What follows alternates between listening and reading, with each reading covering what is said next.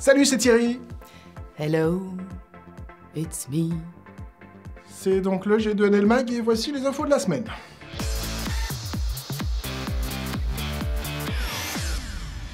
Et on va commencer par parler Star Wars et comment recruter des gros managers quand on habite dans une région pas très glamour. Et puis on va continuer avec les expériences candidats, quelques trucs et astuces pour qu'elles soient optimales. Et pour terminer, on va analyser 2 CV, un sur Snapchat et un en vidéo.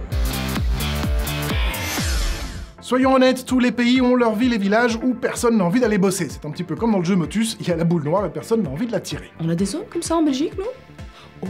Et quand vous voulez développer votre entreprise et que vous êtes situé dans ce genre d'endroit, difficile de trouver les candidats de vos rêves qui, forcément, seront plus attirés par les grandes villes. Alors, on ne va pas citer de ville parce qu'on n'est pas fou non plus, mais par contre, pour vous expliquer, on va prendre un exemple que tout le monde connaît.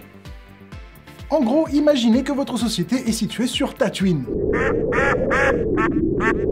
Sauf que voilà, eux, ils rêvent tous d'aller travailler sur l'Étoile Noire parce que, soyons honnêtes, ça fait quand même vachement plus badass. Kate Rockwood du magazine Inc. nous explique comment faire et met l'accent sur 3 points importants. Tout d'abord, l'employer branding. Il va falloir communiquer et vendre votre culture d'entreprise, un peu comme si vous vendiez un produit. En gros, tu vas expliquer que bosser sur Tatooine, c'est moins risqué parce qu'elle va pas exploser, elle. Après, forcément, il va falloir parler argent. Et oui, si vous voulez engager des gros players, il va falloir oser mettre la main au portefeuille. Parce que bon, tu vas pas payer Boba Fett avec des pizzas.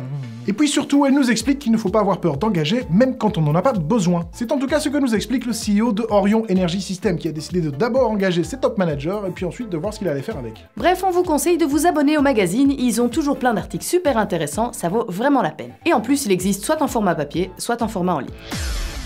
De plus en plus d'entreprises s'intéressent à leur marque employeur, et une des meilleures manières de l'améliorer, c'est d'offrir une bonne expérience candidat. Alors forcément, il y a des tas de choses qu'on ne peut pas contrôler au niveau de la marque employeur. Mais ce que vous pouvez contrôler par contre, c'est la manière dont vous allez gérer vos petits candidats chéris tout choubidou au quotidien. Et si vous les traitez bien, forcément ils s'en souviendront et ça aura un effet super positif sur l'image qu'ils ont de votre entreprise. 83% des candidats disent qu'une expérience négative d'entretien peut leur faire changer d'avis sur le poste. Et donc pour en faire une expérience positive, il va falloir s'intéresser à ce que les candidats attendent. Avant de lui parler salaire, le candidat appréciera que vous lui expliquiez toutes les responsabilités qui seront liées à sa fonction. Sachez aussi que le candidat appréciera rencontrer son futur manager pour avoir une idée plus concrète du job. Et puis, le candidat aime bien que vous répondiez à toutes ces questions concernant le job et le business, parce qu'après tout, c'est aussi pour ça qu'il est là. S'il y a du nouveau dans la procédure de recrutement, n'oubliez pas d'informer le candidat. Jouez la transparence, quoi. Un dernier petit truc à savoir, lorsqu'il s'agit de donner un feedback, si c'est une bonne nouvelle, faites-le par téléphone.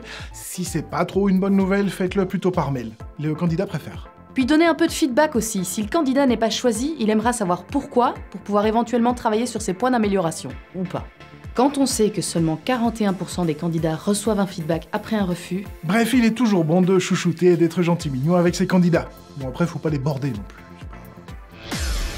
Saviez-vous que pour 92% des candidats qui ont réalisé un CV atypique ou totalement original, ça a eu un impact super positif sur leur carrière? Ça ne veut pas toujours dire signature de contrat, mais les effets sont à plusieurs niveaux. Agrandir son réseau, gagner plein de contacts, et même gagner en compétences. En fait, pour 27% de ces candidats, ils n'ont même pas eu besoin d'envoyer des candidatures classiques, CV ou lettres de motivation. Certains ont même pu viser beaucoup plus haut que leurs attentes de départ, que ce soit au niveau du salaire ou de la position. Quand tu parles de position... Hiérarchie. Ah.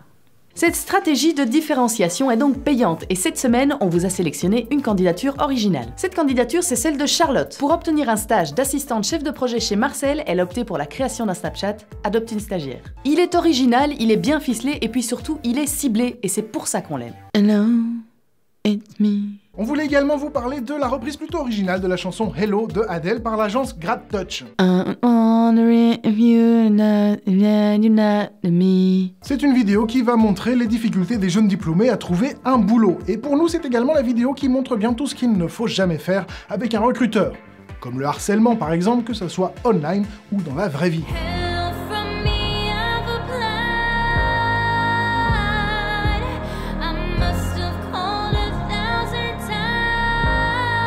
On ne remet pas du tout en cause le côté original de la vidéo, mais par contre il y a des éléments que nous on aime beaucoup moins, et voire pas du tout. Comme par exemple le fait que la vidéo n'est pas du tout ciblée, au contraire du CV Snapchat. Ça veut donc dire qu'on s'adresse un peu à tout le monde, qu'on a l'air désespéré, et puis en plus, c'est un petit peu longuet. Et c'est sans parler du fait qu'on ne met pas du tout le candidat en valeur.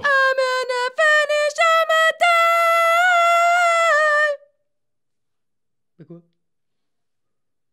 Bref, soyez vous, soyez unique, soyez original, et surtout, soyez une de licorne. Voilà, c'est tout pour aujourd'hui. On se retrouve la semaine prochaine, même heure, même endroit. Et puis surtout, n'oubliez pas de nous retrouver sur Facebook, Twitter et Instagram.